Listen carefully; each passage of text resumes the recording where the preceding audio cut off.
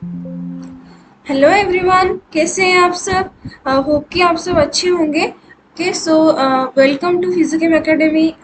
सो आज से ऑलरेडी आप लोगों को पता होगा कि हमने प्रीवियस लेक्चर्स में हमारा ऑलरेडी सॉलिड स्टेट का 2 लेक्चर ऑलरेडी ख़त्म हो चुके हैं। ओके, प्रीवियस लेक्चर था सिर्फ इंट्रोडक्शन। उसके बाद जो लेक्चर हुआ था उसमें मैंने आपको क्रिस्टलाइन एमोर्फोस में उसका क्लासिफिकेशन बताया था कि कितने टाइप्स ऑफ क्रिस्टलाइन सॉलिड्स होते हैं। जैसे कि आपके पास हो गया crystalline solid and molecular solid, ionic solid, covalent solid. Okay, तो आप सबको पता होगा कि मेनली सॉलिड्स जो प्रेजेंट होते हैं वो किस तरह का प्रेजेंट होते हैं।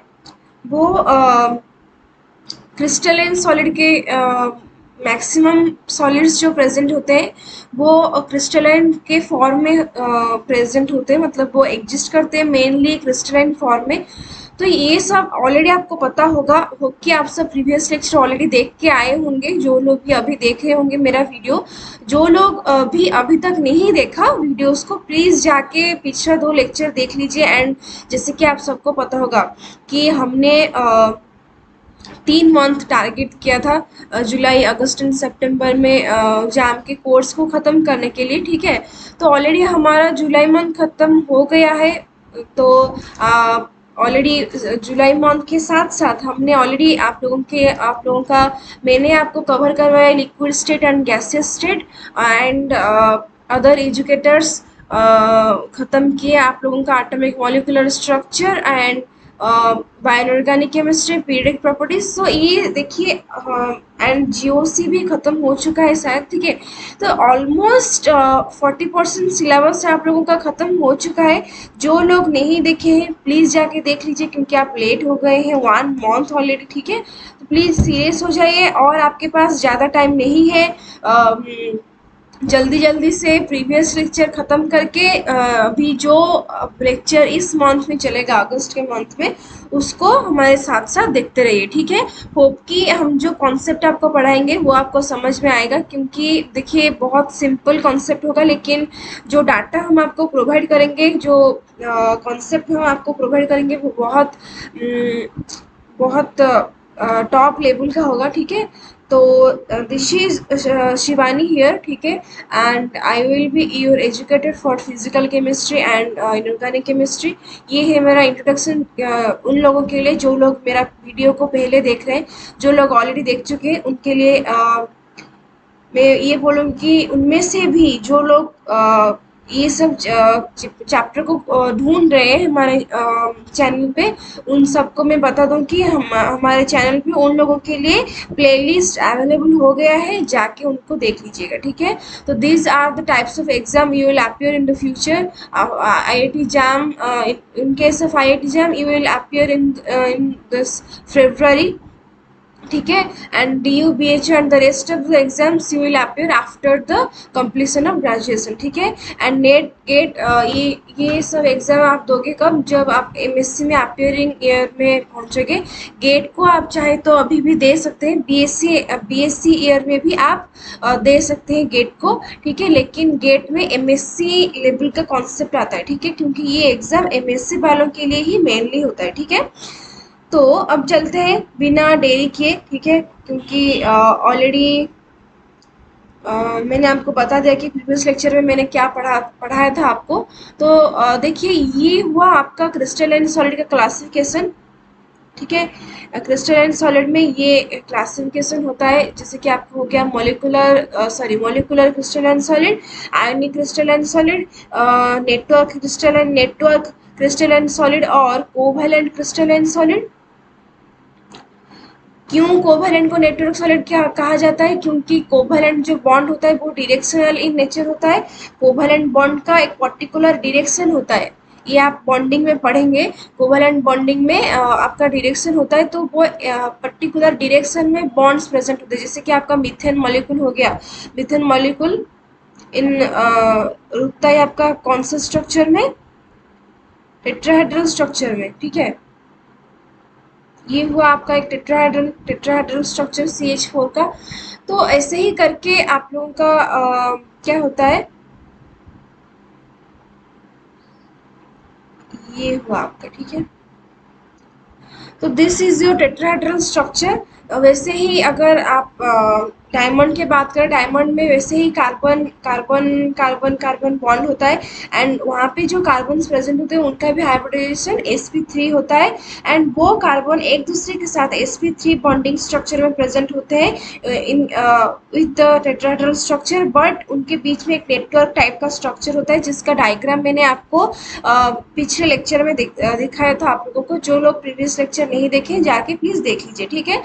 और आपके पास प्रेजेंट होता है मेटेलिक क्रिस्टलाइन सॉलिड्स। तो मोलिकुलर सॉलिड को हमने क्लासीफाई किया था non polar and polar as well as hydrogen bonded. अगर हम बात करें मेल्टिंग पॉइंट की, तो मेल्टिंग पॉइंट सबसे ज़्यादा होता है हाइड्रोजन बॉन्डेड क्रिस्टलाइन सॉलिड का, उसके बाद होता है पोलर का, उसके बाद होता है नॉन पोलर का। हमने देखा था कि हाइड्रोजन बॉन्डिंग में स्ट्रॉन्ग हाइड्रोजन बॉन्डिंग प्रेजेंट होता है, जो कि सॉरी गाइस, जो कि किसके बीच में होता है, हाइड्रोजन बॉन्डिंग होता है आप लोगों का हाइड्रोजन एटम एंड हाइड्रोजन से more electronegative atom like oxygen, nitrogen, chlorine, etc., ठीक है। तो ये सब एटम के साथ जब हाइड्रोजन बॉन्ड होगा तो तब उसको बोलेंगे हम हाइड्रोजन बॉन्डेड क्रिस्टलाइन सॉलिड। उसके बाद आता है पोलर, जहाँ पे आप लोगों का पार्शियल चार्ज डेवलप करते हैं, पोलर नेचर डेवलप होता है, एंड उसके बाद लास्ट में लंडन फोर्स और डिस्पर्सन फोर्स होता है नॉन पोलर में, ठीक है। तो यहाँ पे कैरेक्टरिस्टिक्स है सॉफ्ट का, नॉन पोलर का सॉफ्ट नेचर होता है, ये सब हमने ऑलरेडी प्रीवियस लेक्चर में पढ़ लिया था, ठीक है। तो ये रहा, मैं एक टिपिकल डायग्राम आपके लिए ले आई हूँ जो कि आपका प्रॉपर्टीज को and as well as example को शो कर रहा है। इसको आप चाहे तो मैंने आपको आज ही आपका Telegram as well as WhatsApp में ये नोट ऑलरेडी आपको गिवन हो चुका है, ठीक है। हम ग्रेजुअली धीरे धीरे आगे बढ़ेंगे, ठीक है। ये नोट ऑलरेडी आपका व्हाट्सएप एंड टेलीग्राम ग्रुप पे दे दिया गया है। जो लोगों को अभी तक नहीं पता जाके चेक कीजिए, एंड जो लोग अभी तक हमारे व्हाट्सएप या टेलीग्राम ग्रुप पे नहीं जुड़े हैं प्लीज़ देर मत कीजिए, जाके आपका हमारे डिस्क्रिप्शन बॉक्स में उसका लिंक गिवन होगा व्हाट्सएप का एंड टेलीग्राम का, तो वहाँ पे जाके ज्वाइन कर लीजिए, ठीक है। तो these are some characteristic of types of solids, that is your molecular solid, ionic solid, metallic solid, covalent और network solid। इस सब का यहाँ पे example as well as types of bonding, constituent particles इसमें क्या क्या होते हैं, फिजिकल नेचर क्या क्या होता है, कंडक्टिविटी का नेचर यहाँ पे क्या है, इसके साथ साथ मेल्टिंग पॉइंट भी आप लोगों के पास गिवन है, ठीक है। This is a small diagram, ठीक है। अब आगे बढ़ते हैं। आज हम पढ़ने वाले हैं यूनिट सेल ठीक है। यूनिट सेल एक्चुअली में क्या होता है, तो देखिए यूनिट सेल एक कॉन्स्टिट्यूएंट जैसे कि आप मान सकते हैं कि कॉन्स्टिट्यूएंट पार्टिकल है। देखिए सॉलिड स्टेट में आप जितना इमेजिन करेंगे उतना आपको अच्छे से समझ में आएगा, ठीक है। सॉलिड स्टेट में हम कॉन्स्टिट्यूएंट पार्टिकल को एक हार्ड स्फीयर के तरह सोचेंगे, ठीक है। हार्ड स्फीयर की तरह सोचेंगे कॉन्स्टिट्यूएंट पार्टिकल को। कॉन्स्टिट्यूएंट ये आपका नोट में भी गिवन है, ठीक है। कॉन्स्टिट्यूएंट पार्टिकल को हम किस तरह का सोचेंगे, एक हार्ड स्फीयर में और एक पॉइंट के हिसाब से भी सोच सकते हैं, ठीक है। यहाँ पे आपको दिख रहा होगा, 1 सेकेंड गाइस। तो यूनिट सेल क्या होता है, यूनिट सेल एक कॉन्स्टिट्यूएंट पार्टिकल होता है जो खुद को एक डायमेंशन में रिपीट करता रहता है। देखिए मान लीजिए कि ये एक पॉइंट है, ये पॉइंट एक कॉन्स्टिट्यूएंट पार्टिकल है, ये यहाँ पे 3D में खुद को रिपीट किया हुआ है। एक प्लेन में पहले रिपीट किया ऐसे ऐसे करके, फिर नीचे उसको एक रिपीट किया खुद को, ठीक है। तो इसी रिपीटेड पोजीशन को, रिपीटेड स्ट्रक्चर को हम बोलते हैं आरे ऑफ पॉइंट्स। दिख रहा है ना आपको, ये एक प्लेन है, ये पर्टिकुलर एक प्लेन है जहाँ पे आरे ऑफ पॉइंट्स अरेंज हुए हैं। जैसे कि हो गया आप लोगों का, 1 सेकेंड गाइस, मैं आपको थोड़ा बता देती हूँ कि स्लाइड थोड़ा इंक चेंज कर लेती हूँ। देखिए आपके पास ये ऐसे ऐसे करके देखिए, अगर आपके पास वन डायमेंशन की अगर हम बात करें तो वन डायमेंशन मतलब आइदर होगा एक्स एक्सिस और वाई एक्सिस और जेड एक्सिस। तो वहाँ पे अगर हम पार्टिकल के अरेंजमेंट की अगर हम बात करें, देखिए सॉलिड स्टेट मतलब पार्टिकल का अरेंजमेंट ही शो करता है, क्योंकि main characteristic of solid state is your constituent particle का अरेंजमेंट। क्योंकि गैसियस स्टेट में तो उसका मोमेंटम होता है, उसका प्रॉपर्टी मेन प्रॉपर्टी होता है गैसियस स्टेट में उसका मोमेंटम। वैसे ही करके अगर हम बात करें लिक्विड स्टेट में, तो लिक्विड स्टेट में क्या होता है, उसका फ्लोइंग प्रॉपर्टी जो होता है वो उसका कैरेक्टरिस्टिक प्रॉपर्टी होता है। अगर हम बात करें वैसे ही सॉलिड सॉलिड फेज के बारे में, सॉलिड फेज में आपका कैरेक्टरिस्टिक प्रॉपर्टी होता है क्या, उसका अरेंजमेंट। सॉलिड स्टेट में जो पार्टिकल्स प्रेजेंट होते हैं उनका अरेंजमेंट, उनके बीच में कैसा अरेंजमेंट होता है वो उसका कैरेक्टरिस्टिक प्रॉपर्टी है।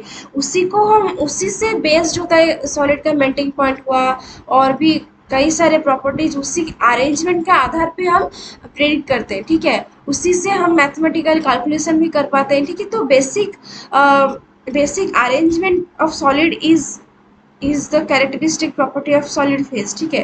तो अगर हम अरेंजमेंट की बात करें, अरेंजमेंट को हम 1D में दिखा सकते हैं, आप लोगों को 2D में दिखा सकते हैं, 3D में दिखा सकते हैं, ठीक है। तो अगर हम बात करें यहाँ पे पार्टिकल को हम ले रहे हैं, assume that particle is your constituent particle, sorry this point is your constituent particle, ठीक है। तो ये पॉइंट, पर्टिकुलर पॉइंट अगर खुद को एक लाइन में रिप्रेजेंट करें तो उसको हम बोलते हैं 1D अरेंजमेंट। 1D अरेंजमेंट में हम बोलेंगे अगर एक्स एक्सिस में खुद को वो रिपीट करता रहा, ऐसे करके करके अगर वो खुद को रिपीट किया तो उसको हम बोलते हैं 1D अरेंजमेंट। अगर वो 2 डायमेंशन, अगर वो एक दूसरे के आसपास ऐसे लगा रहेंगे तो ये होगा आपका 2D अरेंजमेंट। मान लीजिए कि ये एक प्लेन ऑफ द पेपर है, वहाँ पे हमने पॉइंट्स ड्रॉ किए, पॉइंट्स पॉइंट्स करके ऐसे ऐसे, तो ये होगा उन पॉइंट का 2D अरेंजमेंट। एंड हम रैंडमली पॉइंट को अरेंज नहीं करेंगे, क्योंकि हमें एक सॉलिड का पर्टिकुलर स्ट्रक्चर चाहिए। देखिए, हम अभी मतलब समझने के लिए मान लीजिए कि हमने रैंडमली पॉइंट अरेंज ना करके एक पर्टिकुलर ऑर्डर में पॉइंट को अरेंज किए, तो ये होगा 2D अरेंजमेंट। वैसे ही अगर 3D में उसको पॉइंट को इमेजिन कीजिए, मान लीजिए कि आप जो रूम में अभी बैठे हैं वो रूम में पॉइंट सब एक पर्टिकुलर स्पेस में, पर्टिकुलर और एक पर्टिकुलर रेंज, पर्टिकुलर ऑर्डर में पॉइंट्स आर अरेंज हुए हैं, तो उसको हम बोलेंगे 3D अरेंजमेंट। जैसे कि मैं आपको दिखा सकती हूँ अभी, ये एक 3D अरेंजमेंट है जहाँ पे ये हुआ आपका एक plane of the paper. 1 second guys. तो ये हुआ आपका, जैसे कि ये ऊपर ऊपर जो लेयर पॉइंट का है, ऊपर जो लेयर पॉइंट का है वो है प्लेन ऑफ द पेपर, उसके नीचे नीचे नीचे नीचे ऐसे ही करके पॉइंट्स अरेंज हुए हैं। तो ऐसे ही कुछ स्ट्रक्चर होता है सॉलिड के फेज में। पार्टिकल्स देखिए, ये एक पर्टिकुलर सॉलिड है, यहाँ पे पार्टिकल्स अरेंज हुए हैं, एक क्यूबिक अरेंजमेंट में अरेंज हुए हैं। तो particular as the number of solid increases, मतलब जैसे कि आप लोगों के पास सॉलिड का टाइप डिफरेंट होता रहेगा, वैसे ही पार्टिकल का अरेंजमेंट डिफर करता रहेगा। जैसे कि आपका मान लीजिए कि 2 टाइप्स ऑफ सॉलिड है, आइस एंड डायमंड, या फिर मान लीजिए कि आप जो भी पर्टिकुलर प्लास्टिक डेली लाइफ में यूज़ कर रहे हैं, तो सब में पार्टिकल का अरेंजमेंट एक तरह का नहीं होता। पॉलीमर्स, जो लॉन्ग चेन होता है पॉलीमर्स का, वो एक दूसरे के साथ लाइन बाय लाइन पैरेलल होते रहते हैं, वो उनका अरेंजमेंट होता है पर्टिकुलर पॉलीमर के। अगर हम बात करें वैसे ही, अगर हम बात करें एक वाटर मॉलिक्यूल में, वाटर मॉलिक्यूल जब सॉलिड में होते हैं उनके बीच एक पर्टिकुलर टाइप्स ऑफ अरेंजमेंट होता है वाटर मॉलिक्यूल का।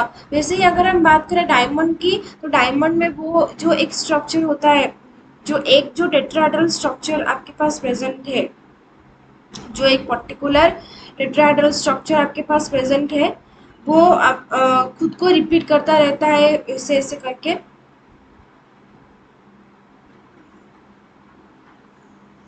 दिख रहा है आपको एक नेटवर्क से स्ट्रक्चर डेवलप हो रहा है आगे आगे करके। तो ये एक पर्टिकुलर अरेंजमेंट जो कि शो होता है डायमंड के केस में। वैसे ही आपका अगर हम मान ले कॉपर सल्फेट या फिर आपका सिल्वर क्लोराइड या फिर आपका नॉर्मल सॉल्ट NaCl जो आप डेली लाइफ में अपना डाइट में इंक्लूड करें, तो हर एक टाइप का जब आपका सॉलिड डिफर होगा, वैसे ही सॉलिड के साथ साथ सॉलिड डिफर होने के साथ साथ उनके बीच में जो पार्टिकल का रीअरेंजमेंट होगा वो भी डिफर करता रहेगा। ठीक है, तो ये एक पर्टिकुलर जब हमने सॉलिड लिया, इसमें ये टाइप का अरेंजमेंट हुआ है जहाँ पे क्यूबिकल अरेंजमेंट हुआ है पार्टिकल के बीच में। तो यूनिट से स्पेसिफिकली क्या होता है, एक यूनिट होता है सॉलिड के केस में। एक unit cell is the smallest portion of a crystal lattice. Lattice मतलब एरे ऑफ पॉइंट्स, लैटिस मतलब array of points, that is the regular 3D arrangement of point in a space। एक space में point जो arrangement होता है, point का जो order of arrangement होता है एक दूसरे के बीच में, वो जो स्पेस में एक दूसरे के साथ एक ऑर्डरली अरेंजमेंट में प्रेजेंट होते हैं, उनको हम बोलते हैं लैटिस। एंड वो लैटिस अगर 3D में हम बहुत मतलब array ऑफ पॉइंट्स में इमेजिन करें, देखिए लैटिस का कॉन्स्टिट्यूएंट पार्टिकल होता है unit cell. The unit cell is the smallest portion of a crystal lattice which when repeated in different direction generate entire lattice।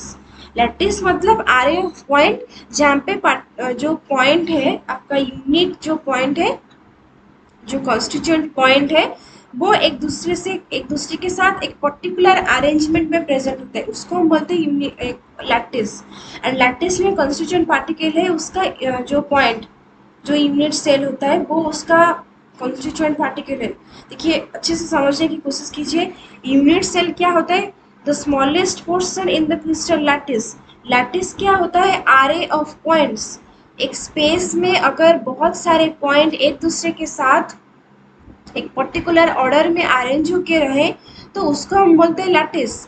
And lattice में आपका smallest portion को बोलते हैं हम यूनिट सेल, जो कि जब खुद को डिफरेंट डायरेक्शन में स्पेस में अरेंज करेगा in a particular order for a long range, उसको हम बोलते हैं crystalline solid.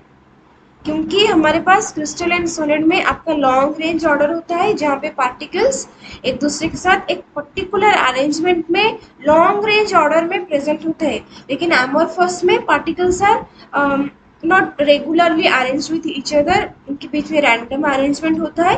But in case of crystalline solid they are having particular arrangement, particular range of order होता है उनके बीच में, पर्टिकुलर ऑर्डर ऑफ अरेंजमेंट होता है पार्टिकल के बीच में, कॉन्स्टिट्यूएंट पार्टिकल के बीच में। ये होता है क्रिस्टलाइन सॉलिड के केस में।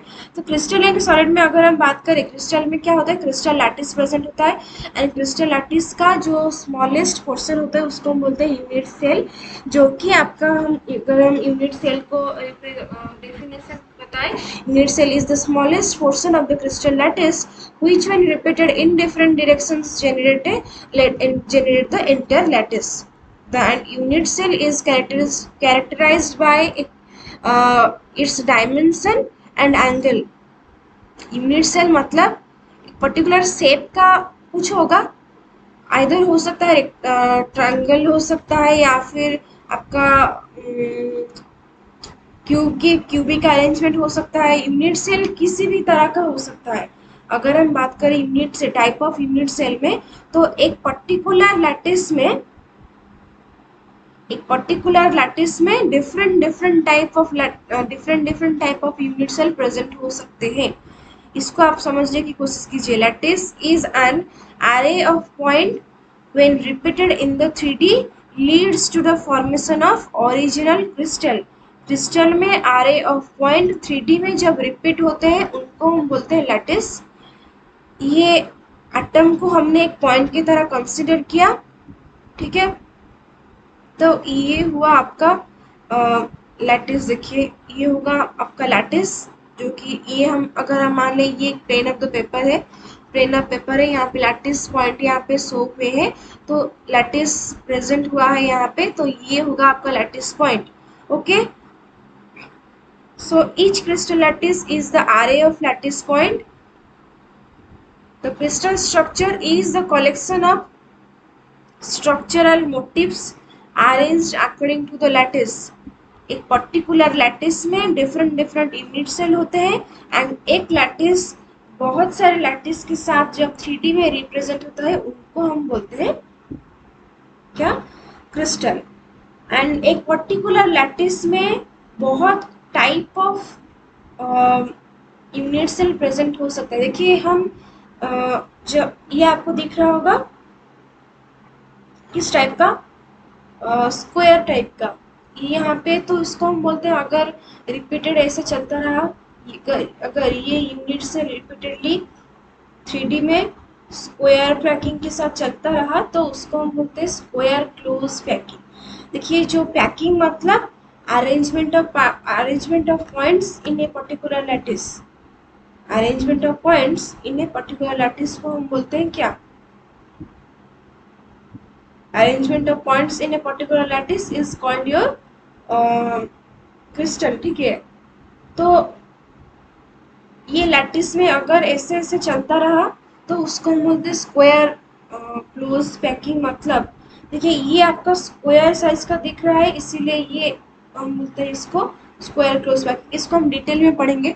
तो देखिए आप लोगों को यहाँ से पता चल रहा होगा कि यहाँ पे मेनली आपका क्या, अगर हम सॉलिड स्टेट में बात करें स्ट्रक्चर के, अगर हम समझने की कोशिश करें तो यहाँ पे मेन यूनिट प्रॉपर्टी होता है आपके पास यूनिट सेल, जो कि आपका दो तरह का होता है। एक होता है primitive unit cell and second is your centred unit cell. ठीक है, unit cell can be broadly divided into two categories. First one is your primitive and second one is your centred unit cell. Hope कि आप सबको अच्छे से समझ में आ रहा होगा कि यूनिट सेल क्या होता है एंड लैटिस क्या होता है, क्रिस्टल क्या होता है, क्योंकि बहुत सारे कंफ्यूजन चलता रहता है लोगों के बीच में, स्टूडेंट्स के बीच में।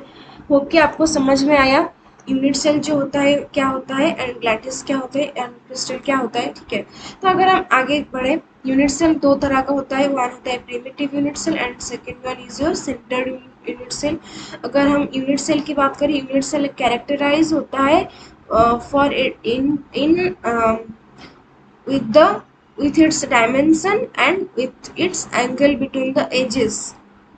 एजेस हमने यहाँ पे अगर हम बात करें एज लेंथ को, देखिए हम whole of the solid state में आपका एज लेंथ को, जो आपके पास आएगा एज लेंथ, उसको हम रिप्रेजेंट करेंगे ए के साथ। ठीक है, तो ए बी सी ऐसे करके हम एज लेंथ को रिप्रेजेंट करेंगे। तो अगर ये पर्टिकुलर स्ट्रक्चर में ये पर्टिकुलर क्यूबॉइड में आपके पास a B c types of edge length है, तो यहाँ पे एंगल होगा अल्फा बीटा गामा। ठीक है, तो वहाँ पे क्या होता है, देखिए आगे बढ़ते हैं अभी। तो प्रिमिटिव यूनिट सेल में क्या होता है कि when the constituent particles are present only at the corner, only on the corner position of the unit cell, उसको हम बोलते हैं प्रिमिटिव यूनिट सेल। मतलब अगर देखिए particles, one second guys, one second, थोड़ा वेट कीजिए, थोड़ा वेट कीजिए। ठीक है, तो देखिए अभी हमने क्या पढ़ा, देखिए आप सबको यहाँ पे पता चल रहा होगा कि मेनली हम यहाँ पे क्यूब को कंसिडर करके चलेंगे, क्यूब टाइप ऑफ स्ट्रक्चर को कंसिडर करके चलेंगे। तो मान लीजिए कि ये एक यूनिट सेल आपका हो रहा है, मतलब मान लीजिए कि एंड कॉन्स्टिट्यूएंट पार्टिकल को हम स्फीयर के हिसाब से शो करेंगे। तो मान लीजिए कि ये दो कॉन्स्टिट्यूएंट पार्टिकल है।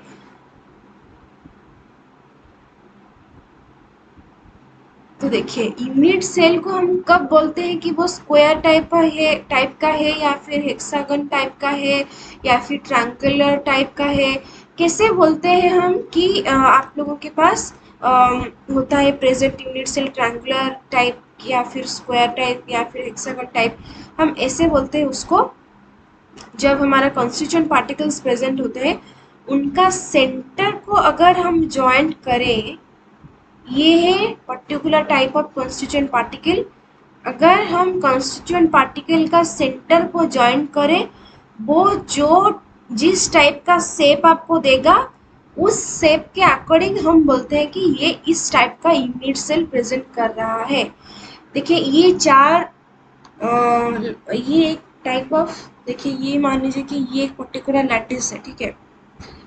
ये एक पर्टिकुलर लैटिस में ये चार कॉन्स्टिट्यूएंट पार्टिकल को हम कंसिडर करके इमेजिन करके इसको हमने सेंटर मान लिया कॉन्स्टिट्यूएंट पार्टिकल का, इसको हमने ज्वाइन किया इससे।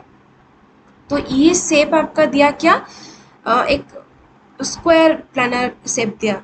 तो यहाँ पे हम बोलेंगे ये स्क्वायर क्लोज पैकिंग है, ठीक है। पैकिंग मतलब एक दूसरे के साथ पार्टिकल्स कैसे अरेंज हुए हैं, ठीक है। तो यहाँ पे हम उनको बोलेंगे स्क्वायर क्लोज पैकिंग, ठीक है। अगर हम बात करें, अगर देखिए यहाँ पे मान लीजिए कि ये एक पर्टिकुलर टाइप ऑफ हो गया,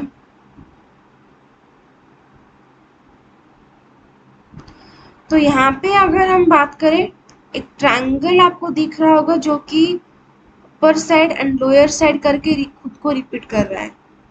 तो इसीलिए यहाँ पे जो प्रेजेंट होगा यूनिट सेल, उसको हम बोलेंगे कि यहाँ पे triangular type of unit cell खुद को रिपीट कर रहा है। वैसे ही अगर हम बात करें हेक्सागोनल क्लोज पैकिंग, मतलब वो जो क्रिस्टल लैटिस है वहाँ पे कंस्टिट्यूएंट पार्टिकल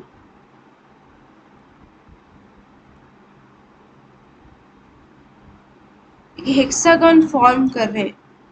अगर हम उनका सेंटर को ज्वाइन करके हेक्सागन बनाए, तो यहाँ पे एक हेक्सागोनल यूनिट सेल प्रेजेंट है, इसी को हम बोलते हैं एचसीपी, मतलब हेक्सागोनल क्लोज पैकिंग।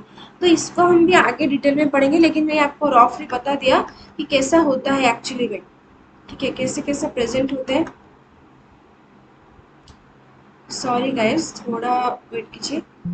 तो ये आपको पता होगा, हो गया रफली आपको आइडिया आ गया कि कैसे प्रेजेंट होता है यूनिट सेल और लैटिस कैसे प्रेजेंट होता है। तो हम यहाँ पे जब भी कुछ कोई भी डायग्राम करेंगे आप लोगों के लिए, तो मेनली हम आपको क्यूबिकल टाइप के करके समझाएंगे। तो पहले क्यूब के बारे में एक रफली आइडिया ले लेते हैं कि एक्चुअली में क्यूब का प्रॉपर्टीज क्या क्या होता है, ठीक है। सॉलिड स्टेट में जो यूनिट सेल होगा, वो मेनली हम उसको क्यूब करके समझाएंगे आप लोगों को। बहुत सारे प्रॉपर्टीज एक यूनिट सेल में, एक particular type of unit cell में हम क्यूब को लेके समझाएंगे आपको। तो यहाँ पे क्यूब का मेन मेन प्रॉपर्टीज क्या होता है उसको पहले देख लेते हैं, ठीक है। तो जैसे कि आपका क्यूब प्रेजेंट है, मान लीजिए कि ये यूनिट सेल भी है, ठीक है। तो एक क्यूब में क्या होता है, एक क्यूब में आप लोगों के पास 8 कॉर्नर्स प्रेजेंट होते हैं। एक क्यूब में 1 2 3 4 5 6 7 8 8 कॉर्नर्स प्रेजेंट होते हैं। 12 एजेस प्रेजेंट होते हैं। अगर आप काउंट करें तो यहाँ पे 12 एजेस प्रेजेंट है आपके पास। उसके साथ साथ आपके पास 6 फेस प्रेजेंट है। एंड 1 सेकेंड गाइस,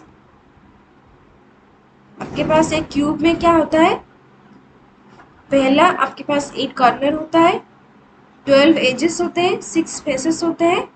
उसके साथ साथ अगर हम डायगोनल की बात करें, तो एक पर्टिकुलर क्यूब में आपके पास two types of diagonals are there. One is your face diagonal,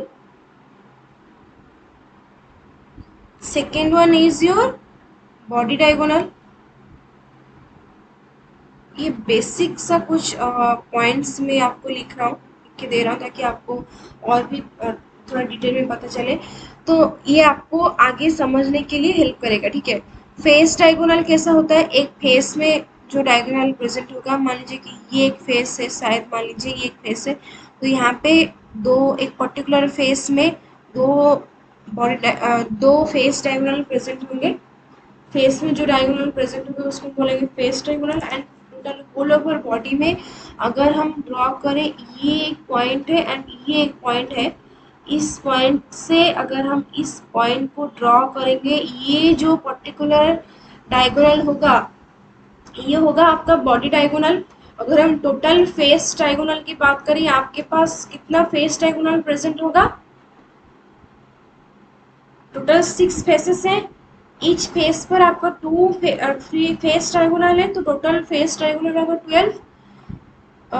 अगर हम बॉडी डायगोनल की बात करें तो ये पॉइंट पे, ये पॉइंट से ये पॉइंट तक एक बॉडी डायगोनल आएगा। ये पॉइंट से आरो को मार्क कीजिए थोड़ा, जो जब मैं डार्कन कर रहा हूँ पॉइंट्स को, उसको थोड़ा याद रखिए। पहला हुआ ये पॉइंट से ये पॉइंट तक एक बॉडी डायगोनल, ये पर्टिकुलर पॉइंट पे ये पर्टिकुलर पॉइंट अनदर डायगोनल, ये पर्टिकुलर पॉइंट से ये पर्टिकुलर पॉइंट तक और एक डायगोनल, एंड ये पर्टिकुलर पॉइंट से अनदर पॉइंट से होगा और एक डायगोनल। हम नेमिंग कर लेते हैं, आपको और भी ज़्यादा समझ में आएगा। A B C D E F G H, ठीक है। बॉडी डायगोनल्स आपके पास टोटल प्रेजेंट होगा 4। इस पर्टिकुलर क्यूबॉइड में, क्यूब में आपके पास क्या क्या डायगोनल, बॉडी डायगोनल प्रेजेंट है? अगर हम नेम के माध्यम से दर्शाएं आपके पास, तो पहला डायगोनल होगा, पहला बॉडी डायगोनल मान लीजिए कि ए एच से एक diagonal, body diagonal first one. Second one is your B E, third one is your F C, and fourth one is your H गया, बी ई गया, and okay G D, D G, आप जिस भी तरह बोल सकते हैं। तो these are types of body diagonal present in this particular cuboid. Okay, तो अगर हम थोड़ा नेक्स्ट साइड पे चल के बात करते हैं। एक पर्टिकुलर क्यूब में हमने देख लिया कि 8 कॉर्नर्स होता है, ये पर्टिकुलर पॉइंट होता है, small points are, this small points are very necessary to you, ठीक है। अगर हम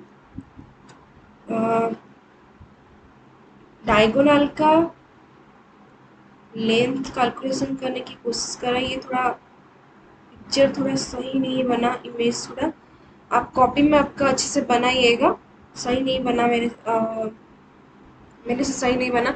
तो अगर हम यहाँ पे बात करें एज लेंथ की, तो हम पूरे सॉलिड स्टेट में आपको ए की एज लेंथ को मानेंगे ए, ठीक है। पूरा सॉलिड स्टेट जो चैप्टर आपका हम आगे पढ़ेंगे, हम ए को एज लेंथ के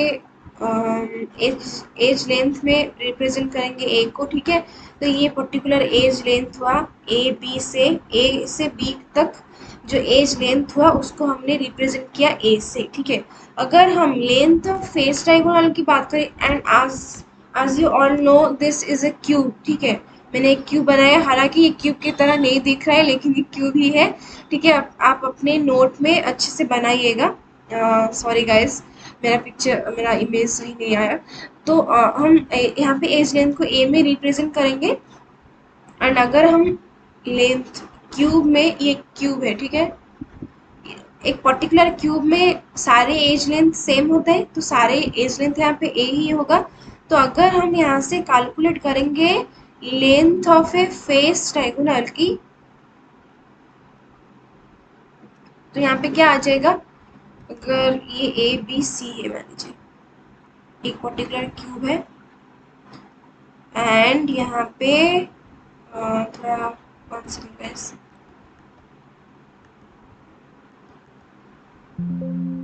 1 सेकेंड थोड़ा वेट कीजिए।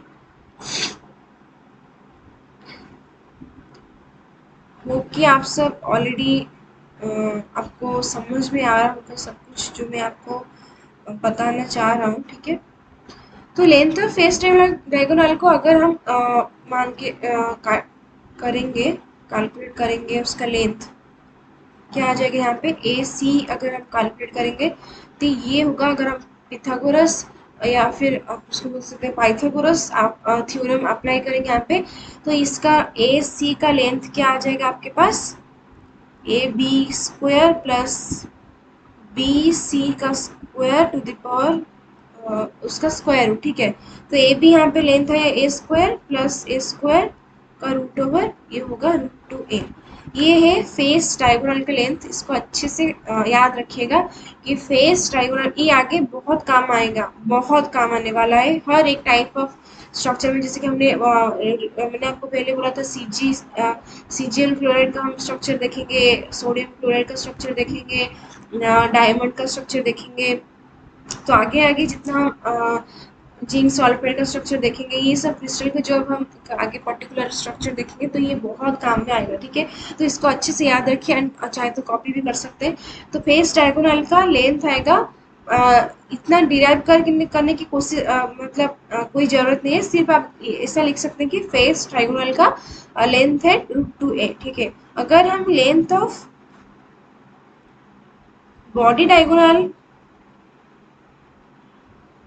को कैलकुलेट करने की कोशिश करेंगे, मान लीजिए कि हमें पर्टिकुलर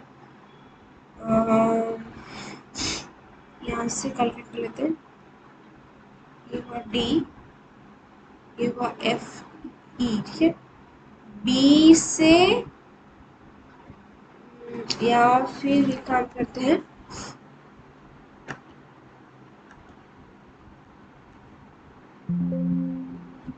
थोड़ा sorry guys for this problem.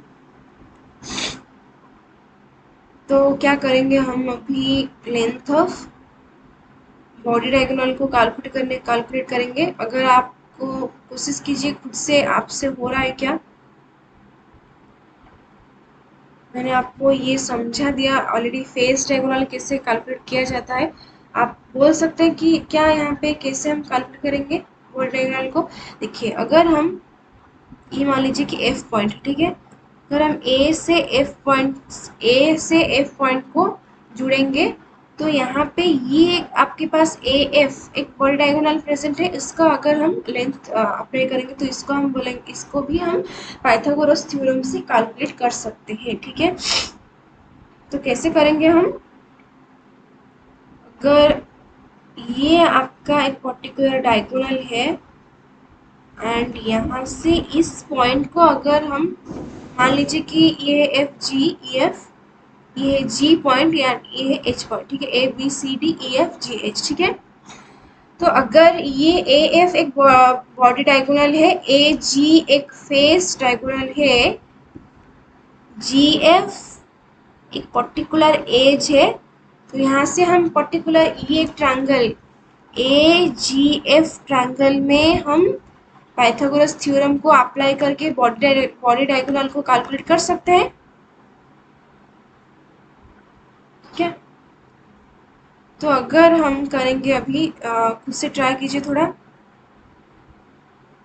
देखिए अभी in triangle A G F दिख रहा है, ए जी एफ ट्रायंगल में जी एफ का लेंथ है आपके पास, ये एक एज है, जी एफ एक एज है, उसका हम लेंथ लेंगे ए एफ का एज लेंथ है। ए जी हमने अभी कैलकुलेट किया, एक फेस डायगोनल का लेंथ होता है √2a। तो अगर हम यहाँ से ए एफ को कैलकुलेट करने जाएं तो इस यहाँ पे हो जाएगा क्या, √2a का whole square plus a square का रूट ओवर, यहाँ पे क्या वैल्यू आएगा, √3a, ठीक है। ये एक फेस डायगोनल का, अच्छे से याद रखिएगा, फेस डायगोनल का लेंथ होता है क्या, फेस डायगोनल का लेंथ होता है √2a एंड बॉडी डायगोनल का लेंथ होता है √3a, ठीक है। तो अगर हम यहाँ से और एक पर्टिकुलर कैलकुलेट करते हैं, और एक concept, sorry guys sorry for this, ठीक है। अगर हम यहाँ से और एक ट्रायंगल में यहाँ पे बना देते हैं आपके लिए, यहाँ पे हम और एक टाइप ऑफ डायगोनल को कैलकुलेट करेंगे और एक लेंथ, ठीक है। यहाँ पे मान लीजिए कि मैंने यहाँ पे ये एक पॉइंट लिया, सी पॉइंट है, यहाँ पे ए बी कॉर्नर है एंड आपको ए सी का लेंथ कैलकुलेट करना है, ठीक है। तो क्या आप कर सकते हैं, ए सी का लेंथ क्या होगा, खुद से थोड़ा ट्राई कीजिए। यहाँ पे मैंने आपको हिंट भी दे दिया, ए बी सी ट्रायंगल में आपको पाइथागोरस थ्योरम अप्लाई करके कैलकुलेट करना है ए सी का लेंथ। आपको कैलकुलेट करना है यहाँ से। In the triangle of A B C हम कैसे करेंगे, देखिए अगर हम यहाँ पे डी पॉइंट लें, बी सी डी को अगर हम ज्वाइन करेंगे तो ये एक फेस डायगोनल आएगा। इस पर्टिकुलर फेस डायगोनल का लेंथ है √2a, तो बी सी उसका फेस डायगोनल का हाफ है, हाफ ऑफ द लेंथ है। तो अगर हम बी सी को लें तो क्या आ जाएगा, √2a/2। वैसे ही अगर हम ए बी की बात करें, ए बी एक एज है जहाँ पे एज लेंथ है ए, तो यहाँ से हम ए सी को कैलकुलेट कर लेंगे। In the triangle of A B C अगर हम ए सी को कैलकुलेट करेंगे तो ये क्या आ जाएगा, √2a/2 का होल स्क्वायर प्लस ए का स्क्वायर का रूट ओवर। तो यहाँ से आएगा क्या, 6a² / 4 का रूट ओवर आएगा √3/√2। आ रहा है आपका √3/√2, ठीक है, √3/√2a। इसको प्लीज अच्छे से ध्यान में रखिएगा क्योंकि आगे बहुत बार हम इसको पढ़ने वाले हैं। अच्छे से याद रखिए कि कैसे कैसे हमने कैलकुलेट किया AC का length in case of body diagonal and in case of, यहाँ से अच्छे से याद रखिएगा फेस डायगोनल हमने कैसे कैलकुलेट किया, बॉडी डायगोनल हमने किस किस ट्रायंगल लेकर कैलकुलेट किया, उसके साथ साथ हमने कैसे AC को कैलकुलेट किया। ठीक है, जब हम वॉइड्स पढ़ेंगे एंड और भी ज़्यादा एडवांस दिशा में जाएंगे वहाँ पे ये आपको काम में आएगा। ठीक है, ये √3/√2a, ठीक है, AC का लेंथ आएगा √3/√2a। तो ठीक है, ये मैंने आपको कुछ पॉइंट्स बता दिए कि कैसे कैसे एज लेंथ आपका कैलकुलेट होता है। उसके साथ साथ आप लोग क्यूब के बारे में भी थोड़ा जान लिए कि कैसे कैसे होते हैं। अब हम मैंने आपको यूनिट सेल भी बता दिया, लैटिस भी बता दिया, and type of unit cell भी मैंने आपको बताया कि प्रिमिटिव सेल होता है। प्रिमिटिव यूनिट सेल में क्या होता है कि वो जो पर्टिकुलर 1 सेकेंड गाइस, तो आपके पास ये जो यूनिट सेल प्रेजेंट होता है, यूनिट सेल में आपका पर्टिकुलर जो पॉइंट्स होते हैं वो होते हैं आपका पार्टिकल्स, हमने यहाँ पे कंसिडर किया। एंड इस पर्टिकुलर पॉइंट्स में अगर हम इसका क्यूब बनाए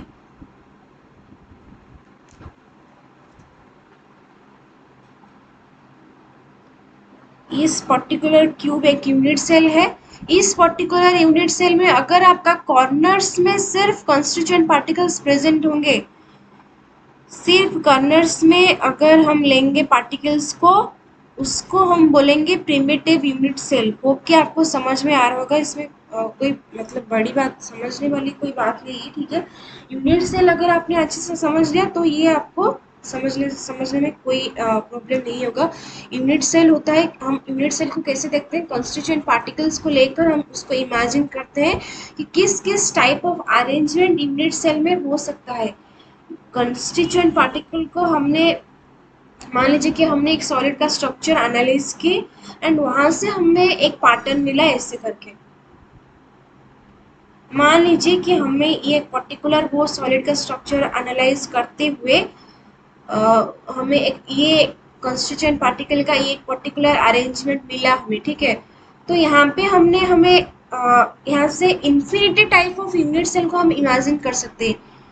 एक पर्टिकुलर ये होगा, ये एक particular type of unit cell हो सकता है, एक ट्रायंगुलर टाइप ऑफ हो सकता है, या फिर अगर हम ऊपर भी बना ले तो ये एक स्क्वायर टाइप का हो सकता है, या फिर आपका हेक्सागोनल भी हो सकता है। ठीक है, तो infinity type of arrangement solid state में हो सकता है, लेकिन हम एक फाइनल यूनिट सेल को कैसे लेंगे, एक पर्टिकुलर यूनिट सेल को हम तब लेंगे जब वो क्या आपका दर्शाएगा, वो क्या आपका रिप्रेजेंट करेगा, वो उस पर्टिकुलर सॉलिड का हर एक प्रॉपर्टीज को डिस्क्राइब किया होगा। जब हम एक पर्टिकुलर सॉलिड का स्ट्रक्चर एनालाइज करेंगे वहां से हम यूनिट सेल को ऐसे इमेजिन करते हैं कि वो पर्टिकुलर यूनिट सेल उस पर्टिकुलर सॉलिड का सारे physical property as well as chemical properties को शो करता है।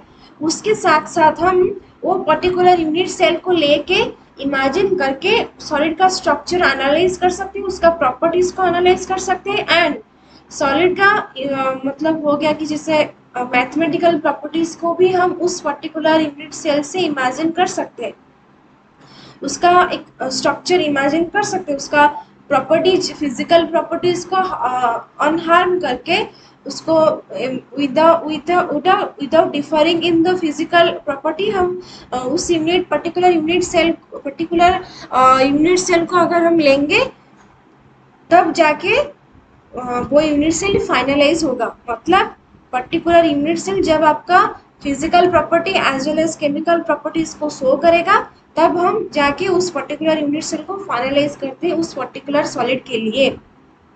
ठीक है, तो ऐसे ही करके आपका यूनिट सेल हो सकता है। तो ऐसे आरएफ पॉइंट्स में एक पर्टिकुलर क्रिस्टल लैटिस में different type of unit cell होता है एंड उस particular different type of unit cell में हम पर्टिकुलर यूनिट सेल को कैसे एनालाइज करते हैं, पर्टिकुलर यूनिट सेल को कैसे फाइनलाइज करते हैं, वो फाइनलाइज होता है on the basis of properties of physical and chemical which can be describe by that particular unit cell. ठीक है, तो ये हमने अच्छे से समझ लिए। तो अगर हम बात करें सेंटर्ड यूनिट सेल में, तो अगर एक पर्टिकुलर यूनिट सेल में एज कॉर्नर में प्रेजेंट होने के साथ साथ अगर आपका बॉडी में भी बॉडी के अंदर वो यूनिट सेल के अंदर जैसे कि आपका एक हेक्सागोनल यहाँ पे मैंने आपको शो किया, हेक्सागोनल टाइप में आपका बॉडी में भी एक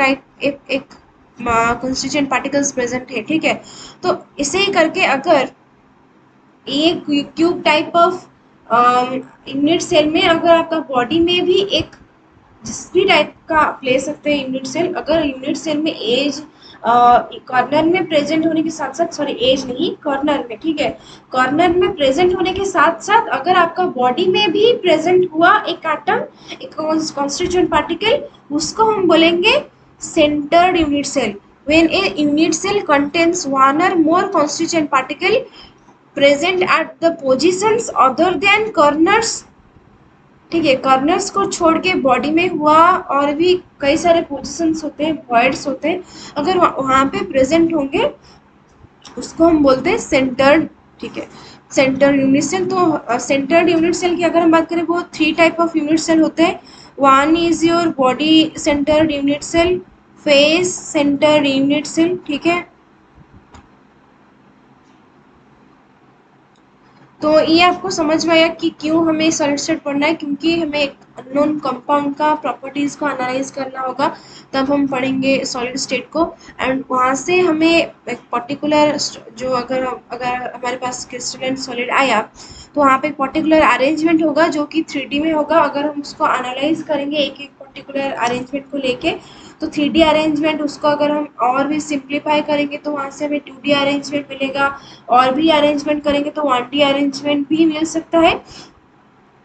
तो हमने पढ़ा कि यूनिट सेल एंड लैटिस क्या होता है, आगे हम पढ़ते हैं वॉइड्स क्या क्या होते हैं। ठीक है, तो देखिए अभी अगर हम बात करें,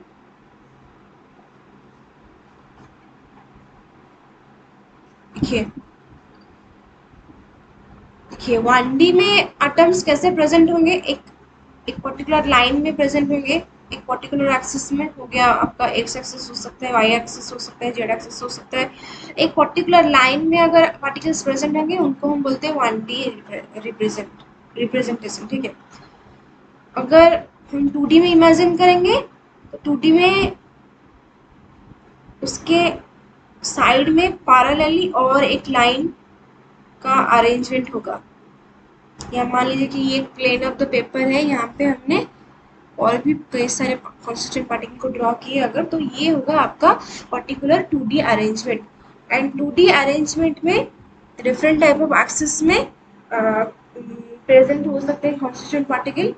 तो मैंने आपको अभी बोला कि कॉन्स्टिट्यूएंट पार्टिकल्स कैसे प्रेजेंट होते हैं। अगर हम वॉइड्स की बात करें, सॉरी कॉन्स्टिट्यूएंट पार्टिकल्स में ये होगा array of rearrangement, array of arrangement of particular particle, line by line एक दूसरे के साथ पैरेलली प्रेजेंट है, उनके बीच में एक क्लोज पैकिंग के बाद उनके बीच में जो लेफ्ट स्पेस आएगा यहाँ पे उसको हम बोलते हैं वॉइड। ये पर्टिकुलर शेप अगर हम यहाँ पे दिखाए तो ये पर्टिकुलर शेप आपका हो गया वॉइड। यूनिट सेल आपको समझ में आया? तो मान लीजिए कि आपका यूनिट सेल में आपने लैटिस बना दिया एक आरे ऑफ अरेंजमेंट करके, लैटिस पॉइंट लैटिस में रीअरेंजमेंट होने के बाद आपका क्रिस्टल फॉर्मेशन हो गया, ठीक है। वो क्रिस्टल में पॉइंट्स ऐसे कॉन्स्टिट्यूएंट पार्टिकल्स क्लोज पैकिंग में ऐसे करके प्रेजेंट है। वहाँ पे क्लोज पैकिंग के बाद एक दूसरे के मिनिमम एक दूसरे के मैक्सिमम पास पास आने के बाद कॉन्स्टिट्यूएंट मॉलिक्यूल के बीच में जो लेफ्ट ओवर स्पेस बचेगा आपके पास उसको हम बोलते हैं क्या, वर्ड्स और इंटरसाइट, ठीक है। अगर हम ये एक पर्टिकुलर कॉन्स्टिट्यूएंट पार्टिकल को बनाएंगे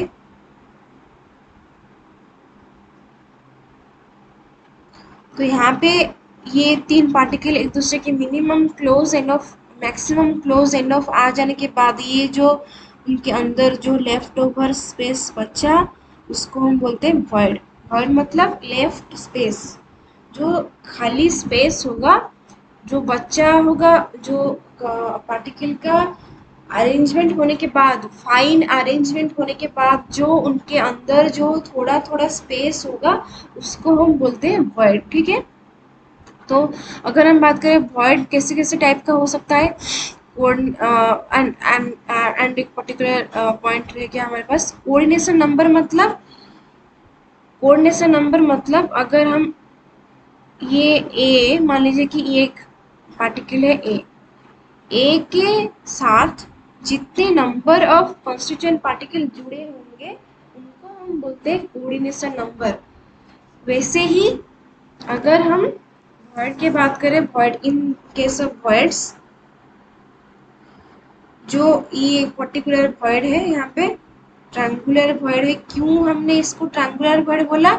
क्योंकि हमने जब ये सेंटर्स को पर्टिकुलर सॉलिड का पर्टिकुलर पार्टिकल का सेंटर को ज्वाइन की एक ट्रायंगुलर शेप दिया, तो इसीलिए वो ट्रायंगुलर शेप को हम बोलते हैं, ट्रायंगुलर शेप के अंदर जो वर्ड प्रेजेंट है उनको हम बोलते हैं ट्रायंगुलर वर्ड। एंड यहाँ पे कोऑर्डिनेशन नंबर 3 है, मतलब वो पर्टिकुलर वर्ड तीन पार्टिकल के अंदर प्रेजेंट है। वैसे ही अगर हम बात करें एक्स एंड वाई एक्सिस में पार्टिकल्स प्रेजेंट होंगे आपके पास, अगर हम कॉन्स्टिट्यूएंट पार्टिकल्स एक दूसरे के साथ पैरेलली प्रेजेंट होंगे, उनका सेंटर को अगर हम ज्वाइन करेंगे तो उनके बीच में जो लेफ्ट ओवर स्पेस बचेगा वो एक स्क्वायर की तरह दिख रहा है आप लोगों को। जो कॉन्स्टिट्यूएंट पार्टिकल्स है उनका सेंटर को अगर देखिए वॉइड का शेप कैसे आपका हम लेते हैं, वॉइड का स्पेस कैसे इमेजिन होता है, by analysing the shape of the constituent particle. वो पर्टिकुलर कॉन्स्टिट्यूएंट पार्टिकल का सेंटर को अगर हम ज्वाइन करेंगे तो वो जो पर्टिकुलर शेप देगा उसी के आधार से हम लेते हैं वो वॉइड का शेप, ठीक है। तो यहाँ पे एक स्क्वायर प्लानर शेप आ रहा है तो इसीलिए हमने इसको एक पर्टिकुलर वॉइड को बोला क्या, स्क्वायर प्लानर वॉइड, ठीक है। एंड यहाँ पे कोऑर्डिनेशन नंबर है 4, मतलब ये particular void is in contact with 4 particles. Coordination number मतलब एक पर्टिकुलर वॉइड हुआ या फिर एक पर्टिकुलर पार्टिकल हुआ, एक कितने नंबर ऑफ पार्टिकल के साथ अटैच हुआ है डायरेक्टली, उसको हम बोलते हैं कोऑर्डिनेशन नंबर। एक पर्टिकुलर एटम या फिर वॉइड डायरेक्टली जितने नंबर ऑफ पार्टिकल्स, जितने नंबर ऑफ पार्टिकल्स के साथ प्रेजेंट होता है, जितने नंबर ऑफ एटम्स के साथ डायरेक्टली कांटेक्ट में होता है, उनको हम बोलते हैं कोऑर्डिनेशन नंबर, ठीक है। ये हो गया 2D के बारे में। ये अगर हम बात करें 3D के केस में तो हमारे पास 3 टाइप्स ऑफ होता है voids, tetrahedral void, octahedral void, cubical void, ठीक है। तो देखिए यहाँ पे मैंने ये भी लिखा है यहाँ पे कि the number of atoms create a void is the coordination number of void, ठीक है। अगर हम 3D में बात करें, टेट्राहेड्रल वॉइड होता है, ऑक्टाहेड्रल वॉइड होता है, क्यूबिकल वॉइड होता है। अगर हम टेट्राहेड्रल वॉइड की बात करें, जैसे कि हमने मान लिया कि CH4 है, ठीक है। टेट्राहेड्रल वॉइड मतलब टेट्राहेड्रल में शेप क्या होता है, ऐसा होता है कुछ, ये होता है आपका पर्टिकुलर टेट्राहेड्रल शेप। तो इस पर्टिकुलर शेप में जो वॉइड प्रेजेंट होगा उसको हम बोलते हैं टेट्राहेड्रल वॉइड।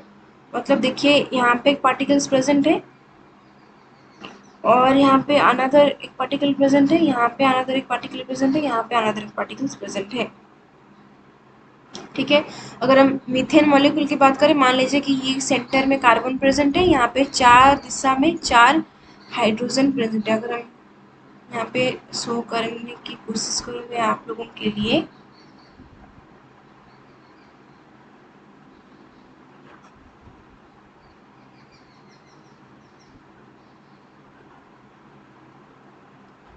हो गया आपके पास ये मीथेन मॉलिक्यूल का। अगर हम बहुत ज़्यादा कंप्रेस, मीथेन मॉलिक्यूल तो नॉर्मल रूम टेम्परेचर में गैस में ही होता है, अगर हम उसको कंप्रेस करके सॉलिड में कन्वर्ट करेंगे मीथेन को बहुत ज़्यादा प्रेशर देके, तो वो जो पर्टिकुलर सॉलिड का आरे क्रिएट करेगा, जो सॉलिड क्रिएट करेगा, वहाँ पे जो वॉइड्स प्रेजेंट होंगे वो इन कांटेक्ट होंगे चार टाइप ऑफ आटम के।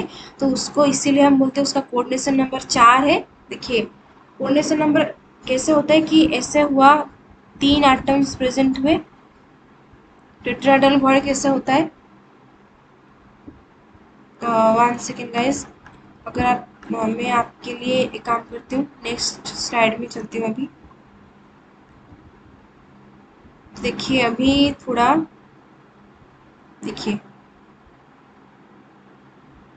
अगर हम यहाँ पे बनाने की कोशिश करूँ मैं कोऑर्डिनेशन नंबर 4 के साथ टेट्राहेड्रल वॉइड, तो ये आपके पास मान लीजिए कि एक पार्टिकल है, यहाँ पे और अनदर पार्टिकल है, यहाँ पे अनदर पार्टिकल है। 3D में मैं आपको शो करने की कोशिश कर रहा हूँ। यहाँ पे आपका पर्टिकुलर वॉइड होगा, यहाँ पे इसके ऊपर अनदर पार्टिकल्स प्रेजेंट होंगे। समझ में आ रहा है आपको? अगर हम मैं उसको 2D में रिप्रेजेंट करूँ, ये एक पार्टिकल प्रेजेंट है, अनदर पार्टिकल प्रेजेंट है, ये हुआ अनदर पार्टिकल, इन तीनों के ऊपर ऊपर ऊपर की डायरेक्शन से और एक पार्टिकल को हम रखेंगे। ये एक पर्टिकुलर अरेंजमेंट हुआ। अगर मैं अच्छे से ड्रॉ करता हूँ आपके लिए, मैं ये सब इसलिए कर रहा हूँ कि आपको थोड़ा डिटेल में समझ में आए, क्योंकि बहुत सारे कंफ्यूजन रहता है बच्चों के बीच में, तो इसीलिए मैं ये कर रहा हूँ। देखिए ये एक पर्टिकुलर अरेंजमेंट चल रहा है एटम के बीच में। यहाँ पे हमने ये 3 को कंसिडर करेंगे, ये 2D प्लेन में। अगर हम इसको 3D में लेंगे तो इस तीनों के ऊपर हम और एक एटम को रखेंगे, इन दोनों तीनों के ऊपर हम और एक एटम को रखेंगे, इन दोनों के ऊपर हम और एक एटम को रखेंगे। तो ये जो पर्टिकुलर सॉलिड के बीच में यूनिट सेल का अरेंजमेंट होगा, ये होगा आपका टेट्राहेड्रल वॉइड। यहाँ देखिए समझ में आया आपको? मैंने ड्रॉ किया ऐसे करके 3 पार्टिकल एंड उनके ऊपर और एक पार्टिकल को लाके रख दिया।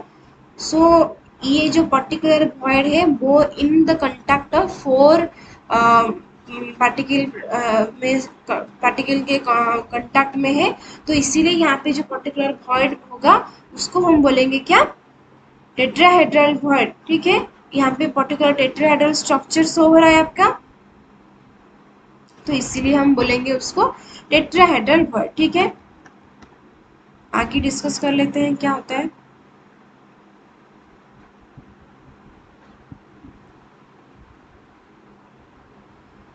अगर हम बात करें ऑक्टाहेड्रल वॉइड की एंड क्यूबिकल वॉइड की, देखिए, थोड़ा वेट कीजिए, नेक्स्ट स्लाइड में जाके मैं आपको समझा दूंगी, ठीक है। ओके, सो अगर हम माने ऑक्टाहेड्रल भॉइड में,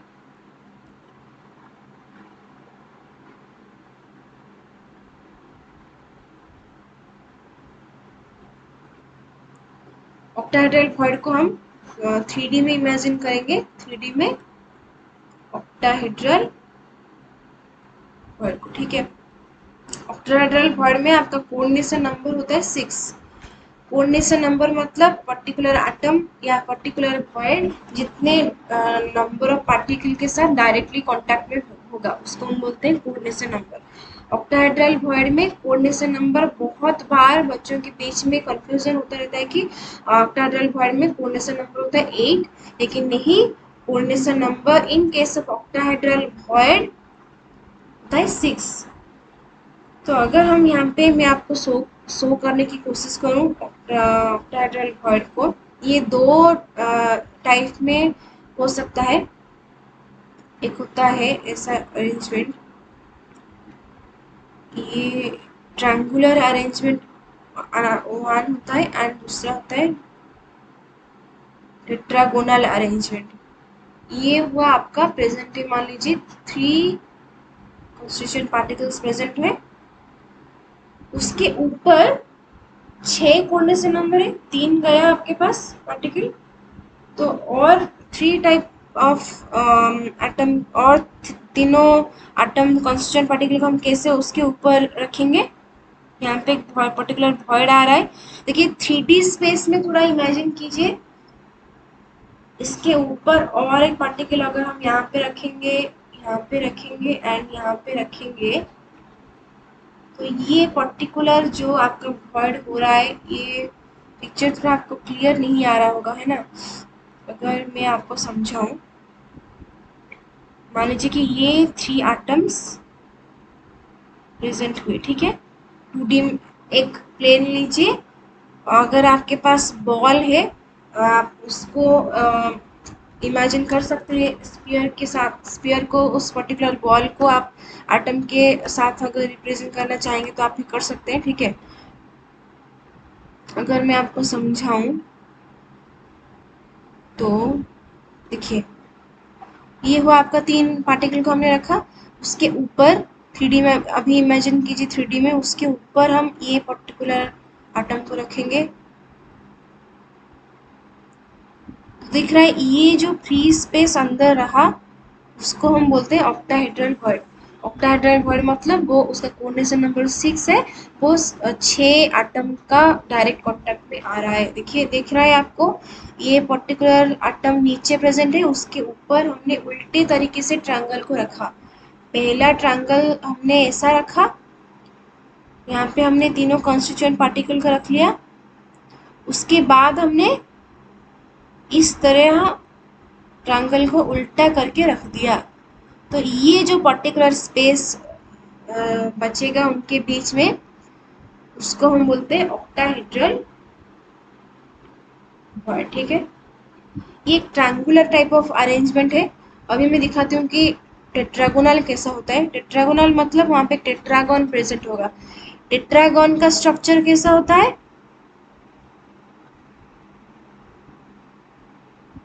ऐसा कुछ होता है आपका टेट्रागन।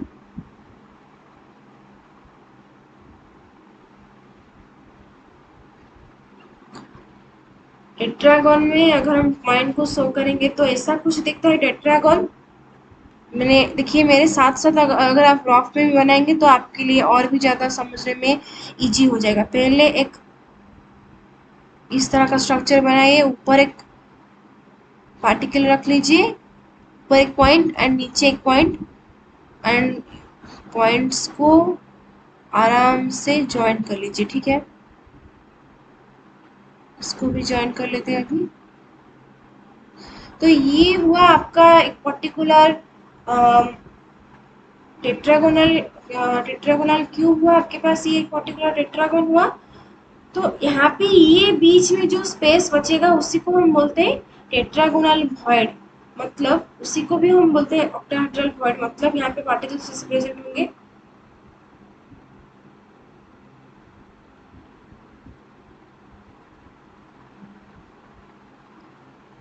ये हुआ, नीचे एक पार्टिकल प्रेजेंट होगा। और या फिर मैं अगर अच्छे से ड्रॉ करने की कोशिश करूँ, देखिए यहाँ पे ड्राइंग अगर आपको आता है तो बहुत अच्छा रहेगा आपके लिए। मान लीजिए कि ये मैंने आपको 3D में रिप्रेजेंट किया, तो नीचे एक एटम जाके आएगा एंड एज वेल एज ऊपर एक एटम बचेगा आपके पास, ठीक है। ये अंदर, ये 6 एटम के अंदर जो फ्री स्पेस होगा उसी को हम बोलते हैं ऑक्टाहेड्रल वर्ड। मतलब यहाँ पे कैसे हुआ आपको दिख रहा है, एक टेट्रागन हुआ, ये पर्टिकुलर टेट्रागन में उसके अंदर जो फ्री स्पेस होगा उसी को हम बोलते हैं ऑक्टाहेड्रल वर्ड। होप कि आपको समझ में आएगा, क्योंकि ये थोड़ा अच्छा नहीं बना मेरे से डायग्राम सब मेरे से अच्छे नहीं बने। होप कि आपको समझ में आ रहा होगा। कॉपी में आप मेरे साथ साथ अगर बनाते रहेंगे तो आपको पक्का समझ में आएगा, ठीक है। तो थोड़ा खुद से बनाने की कोशिश कीजिएगा। होप कि आपको टेट्रागोनल वर्ड जो है वो अच्छे से समझ में आ रहा है, क्योंकि जो स्ट्रक्चर है थोड़ा कॉम्प्लिकेटेड है। अगर मैं फिर से बनाऊँ आपके लिए, मैं अच्छे बनाने की कोशिश कर रहा हूँ। ये हुआ, सॉरी गाइस। तो मान लीजिए कि ये 2 पार्टिकल्स प्रेजेंट है, यहाँ पे प्रेजेंट है। ऊपर एक पर्टिकुलर एटम आएगा, नीचे से एक पर्टिकुलर एटम आएगा, ठीक है। ये स्क्वायर में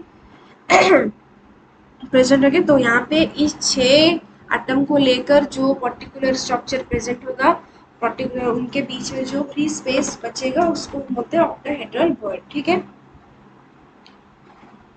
तो ये हुआ आपका वॉइड। अगर आप अच्छे से ये सब सारे के सारे कॉन्सेप्ट आपको नोट में गिवन है, अच्छे से गिवन है। अगर आप नोट को रीड करेंगे तो आपको समझ में आ जाएगा, ठीक है। इन case of tetragonal trigonal arrangement, हमने एटम्स को प्रेजेंट किए इन टाइप ऑफ ट्रायंगल में, ठीक है। इससे कुछ हमारा था, ये एक पर्टिकुलर ट्रायंगल था, अनदर ट्रायंगल को उल्टे करके हमने शो किए, तो यहाँ पे जो पर्टिकुलर स्पेस आ रहा था उसी को हम बोलते थे वर्ड। एंड अगर हम टेट्रागोनल की बात करें, 4 टाइप को हमने पहले रखा, ए प्लेन, ऊपर एक आइटम रखा एंड नीचे एक आइटम रखा, ठीक है। उसी को हम बोले क्या, उनके बीच में जो पर्टिकुलर अरेंजमेंट रहा, एंड नेसेसरीली ये पार्टिकल्स एक दूसरे को टच करना चाहिए, ठीक है। क्लोज पैकिंग मतलब constituent particles will close enough, मतलब उनके बीच में टच कर रहा होगा। सॉलिड पार्टिकल जो होते हैं उनके बीच में वो पर्टिकुलर एटम एक दूसरे को टच करेंगे, ठीक है। तो वो जब टच करेंगे तब जाके उनके बीच में जो फ्री स्पेस आएगा उसको बोलते हैं वॉइड। एंड ये होगा आपका triangular void, and this is your sorry, ये होगा आपका triangular triangular type of representation, ये होगा आपका टेट्रागोनल टाइप ऑफ रिप्रेजेंटेशन, ठीक है। बोथ रिप्रेजेंट ऑक्टाहेड्रल वर्ड, ठीक है। तो मैंने आपको बोल दिया कि एक पर्टिकुलर लैटिस में different type of unit cell को आप दिखा सकते हैं, ओके। एक पर्टिकुलर टाइप ऑफ अरेंजमेंट, एक पर्टिकुलर लैटिस में डिफरेंट डिफरेंट टाइप ऑफ, मतलब infinity type of unit cell को आप ड्रॉ कर सकते हैं। उनका सिलेक्शन होता है नेसेसरीली कि वो स्मॉल होगा, वो पर्टिकुलर यूनिट सेल स्मॉल होना चाहिए नेसेसरीली, एंड वो मैक्सिमम नंबर ऑफ प्रॉपर्टीज को शो करना चाहिए, ठीक है। यूनिट सेल मे और may not be smallest but easily provide all easily can provide maximum property, can show maximum property, ठीक है। तो इन case of square close packing, मतलब उनके बीच में जब जो वॉइड प्रेजेंट होगा वो स्क्वायर टाइप का प्रेजेंट होगा, एंड जब हम कॉन्स्टिट्यूएंट पार्टिकल का सेंटर से, सॉरी गाइस, जब हम सेंटर को लेकर ड्रॉ करेंगे पार्टिकल को, तो उनके बीच में कैसा अरेंजमेंट रहेगा, एक स्क्वायर टाइप ऑफ अरेंजमेंट रहेगा, ठीक है। सो मैंने आपको ये भी बता दिया, वर्ड्स क्या होते हैं मैंने बता दिया, पैकिंग कैसा होता है मैंने आपको ये भी बताया। उसके साथ साथ पैकिंग जो होता है आपका स्क्वायर क्लोज पैकिंग होता है, जहाँ पे आपके पास जो पार्टिकल्स प्रेजेंट होते हैं, जो वर्ड्स प्रेजेंट होते हैं वो स्क्वायर टाइप का होते हैं। मान लीजिए कि ये एक पर्टिकुलर टाइप ऑफ अरेंजमेंट होगा, अगर यूनिट सेल्स इस तरह का होगा, इसी को हम बोलते हैं स्क्वायर क्लोज पैकिंग। एंड अगर आपके पास हेक्सागोनल फॉर्म हुआ तो उसको हम बोलते हैं hexagonal close packing.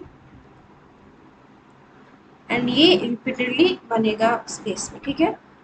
Unit cell होता है एक repeated unit of lattice. Lattice का यूनिट फंक्शन होता है यूनिट सेल, जो कि स्पेस में खुद को पर्टिकुलर अरेंजमेंट में रिपीट करता रहता है, ठीक है। और उसी लैटिस का बिग स्ट्रक्चर को हम बोलते हैं क्रिस्टल, ठीक है। तो और आज होप कि आपको जितना भी मैंने पढ़ाया उतना समझ में आया होगा। मैंने कोशिश किया आपको समझाने के लिए, एंड ऑलरेडी मैंने आपको नोट दे दिया है सॉलिड स्टेट का, टेलीग्राम एंड व्हाट्सएप ग्रुप में आपको मिल जाएगा। तो अगर आप थोरोली रीड करके थोरोली अगर आपको रीड करेंगे आप लोग, तो आपको समझ में आ जाएगा, सारे सारे कॉन्सेप्ट आपको समझ में आ जाएगा, ठीक है। तो होप कि आप सब अच्छे होंगे, पढ़ रहे होंगे एंड रिवीजन करते रहे होंगे, ठीक है। एंड जो स्ट्रक्चर ड्रॉ किया, सॉरी अगर आपको ठीक से पता नहीं चला, अगर आप नोट को थोरोली पढ़ेंगे वहाँ पे आपको पता चल जाएगा, ठीक है। नोट को पढ़ना शुरू कर दीजिए, क्योंकि मैंने ऑलरेडी आप लोगों को प्रोवाइड कर दिया है, ठीक है। कि यहाँ पे पैकिंग दिया है, पैकिंग इज अगर पर्टिकुलर अरेंजमेंट रहा उसी को हम बोलते हैं पैकिंग। एक दूसरे के इनफ क्लोज रहे उसको हम बोलते हैं packing, close packing the arrangement particles, ठीक है। तो होप कि आप सब अच्छे होंगे। Thank you guys for tuning in with me. Thank you so much.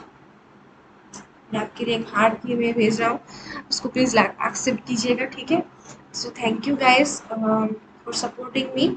Okay, हमने successfully gases state and liquid state को कवर कर दिया, एंड ऑलरेडी मैंने आपको नोट भी प्रोवाइड कर दिया, तो पढ़ के रखिएगा।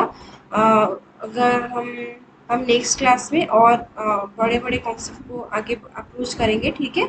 तो इस सब को रेडी रखिएगा। अगर आपको यहाँ से समझ में नहीं आएगा बेसिक, तो आप आगे जाके कुछ भी समझ नहीं पाएंगे। अगर आपको इस क्लास में कुछ भी समझ में नहीं आया, तो प्लीज़ क्लास को फिर से शुरू से देख लीजिएगा, थोड़ा स्पीड बढ़ा के, तब आपको शायद समझ में आ जाए, ठीक है। मैंने बहुत कोशिश की आपको समझाने के लिए अच्छे से, ठीक है। तो अगर आप चाहें तो आपको ऑनलाइन में भी बॉल्स मिल जाएंगे, स्ट्रक्चर आप अगर सर्च करेंगे स्ट्रक्चर को बनाने के लिए 3D में, तो वहाँ पे आपको नेट में भी मिल जाएगा। उसको भी आप ऑर्डर करके देख सकते हैं, घर पे ला सकते हैं उसको, वहाँ से भी आप समझ सकते हैं, ठीक है। तो thank you guys, bye bye.